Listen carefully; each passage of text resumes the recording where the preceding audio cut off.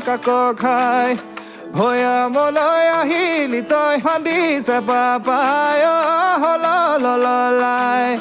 পৰ্বতত হাছিলি গৈ বৰ কাকো খাই